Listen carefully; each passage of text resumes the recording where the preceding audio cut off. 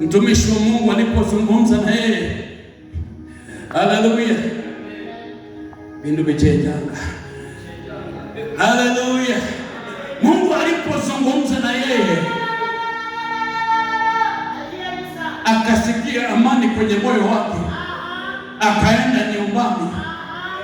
Msimu uliofuatia akawa amekumbatia mtoto. Kumbuka kilikuwa ni kipindi cha kurejea Shilo, lakini kipindi hicho cha kurejea Shilo amekumbatia mtoto wa kiume kwa jina Samueli, kama mtumishi wa Mungu alivyosema, kwa sababu alifika mahali akasema, sitaki heshima za wanadamu, sitaki kukamuliwa na wanadamu, ninachotamani ni kumpendeza yeye Mungu aliye hai. Haleluya. Hakuna kitu kizuri kama kumjua Mungu wako na kujua anachotamani katika moyo wako, kwa sababu Hana alipokwenda Shilo wakati huo akagundua ya kwamba nimekuwa nikiomba vibaya, kwa sababu nimekuwa nikijitakia sifa, nimekuwa nikijitakia heshima, nimekuwa nikijitakia makuu, lakini tangu sasa kwangu tena nataka Mungu aheshimike. Haleluya. Maombi yake yakabadilika, akasema, Mungu wangu, ikiwa utanipa mwana wa kiume, haleluya, mimi nami nitakurejeshea, wala wembe hautamfikiria kwenye kichwa chako. Atatumika kwa nyumba yako siku za maisha yake. Akazaliwa Samueli msimu wa kurejea Shilo, wakati akina Penina wanapigana kwenda Shilo. Hana yuko amekumbatia mwana. Haleluya. Katika uwepo wa Bwana, hata kama ni mbali, uwepo wa Mungu ungali pale. Akawa amemkumbatia mwana, anapembeleza mtoto wake Samueli. Mwaka wa kwanza ukapita, mwaka wa pili ukapita, hakuwahi kwenda Shilo kama Penina. Ametulia nyumbani, anashughulikia mibaraka ya Mungu, anashughulikia nabii wa Mungu aliye hai. Na baada ya mwaka wa 3, baada ya mtoto kuanza kulishwa chakula kigumu, akamleta hekaluni, akasema, Baba, kama nilivyoahidi, ndio huyu Samueli. Unajua wengine wetu hapa, tatizo letu ni ya kwamba tumeahidi vitu vingi katika uwepo wa Mungu, kisha alafu tumevunja na tukakosa kutimiza maagano na ahadi zetu. Ndio maana maisha yetu yamekuwa magumu, yani maisha yamegumbishwa kiasi ya kwamba unapokuwa kama mwamba.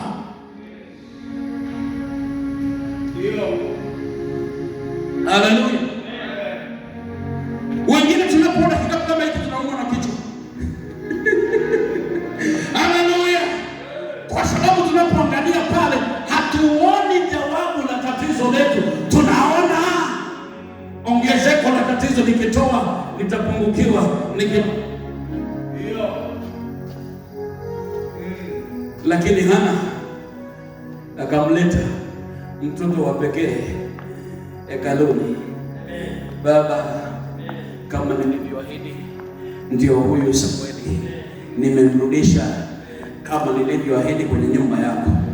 Samueli akapokelewa hekaluni, akaanza kukaa hekaluni. Maandiko yanasema muda fulani ukapita. Acha nikwambie kitu, hata Eli alijua anga imebadilika. Kwa nini? Hebu angalia pamoja na mimi. Hata Eli alijua kwamba anga imebadilika, kwa sababu Bwana Yesu asifiwe. Baada ya Hana kufurahia Bwana, akasema, moyo wangu wamshangilia Bwana. Sura ya 2. Pembe yangu imeinuka katika Bwana, kinywa changu kimepanuka juu ya adui zangu. Yaani kejeli zao hazina nafasi tena. Haleluya! Dhihaka zao hazina mahali tena. Yaani nimepandishwa viwango, niko kwenye viwango sawia na wao, lakini changu kiko juu zaidi, kwa sababu wangu sio mtoto wa kawaida, wangu ni nabii wa Bwana. Amen. Hello somebody. Bwana Yesu asifiwe.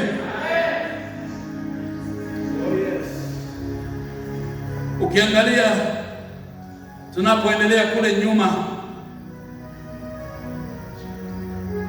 aya ya 11 inasema, kisha Elikana akaenda Rama nyumbani kwake, na yule mtoto akamtumikia Bwana mbele yake Eli kuhani. Haleluya. Nataka uangalie pamoja na mimi ninapokwenda kutamatisha. Inasema wala basi, ilikuwa aya 11 aya 12. Basi hao wana wa Eli walikuwa watu wasiofaa kitu. Haleluya. Hawakumjali Bwana. Na kuna watu wasiomjali Bwana. Soma Biblia hapo inasema hivyo. Hawakumjali Bwana, wala hawakujali haki ya makuhani ilivyokuwa kwa watu. Wakati huo mtu yeyote alipotoa dhabihu wakati wowote, ndipo huja mtumishi wa kuhani, na nyama ilipokuwa katika kutokota, naye akawa na uma wa maneno matatu, yani foko, mkononi mwake, anakuja kutoa nyama ya dhabihu. Kama wamekwenda wamekula, wana wa Eli wamekula nyama wamenona. Eli naye amekula nyama amenona, macho amekuwa madogo kama ya Chinese, kama ya Dikoje. Haleluya. Kwa sababu nyama imekuwa nyingi, ametendeka. Bwana Yesu asifiwe.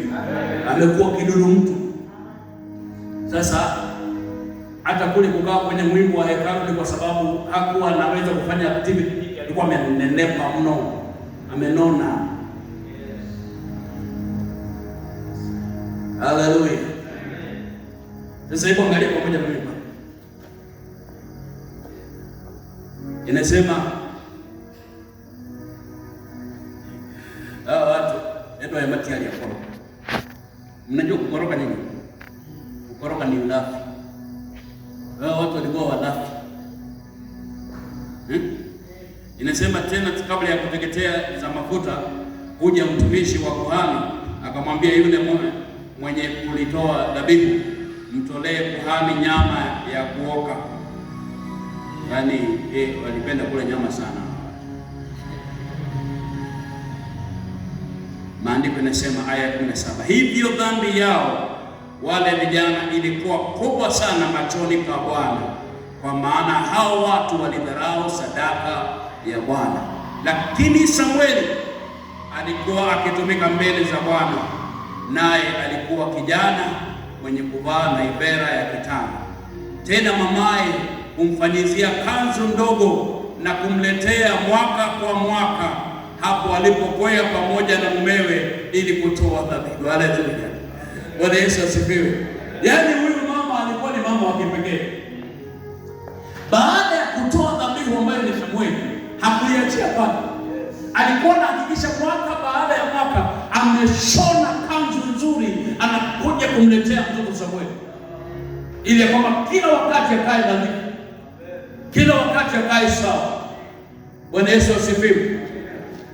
Wewe ni wakati upi ulivika dhabihu uliyoitoa ukaivika tena ikae sawa sawa?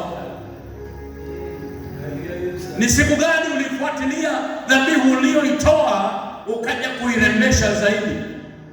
Ama wewe ulifika mwisho? Bwana Yesu asifiwe. Aya 22 inasema, basi Eli alikuwa mzee sana, naye alisikia habari za mambo yote ambayo wanawe waliwatenda Israeli, na jinsi walivyolala na wanawake waliokuwa wakitumika mlangoni pa hema ya kukutania. Mambo mengine yalikuwa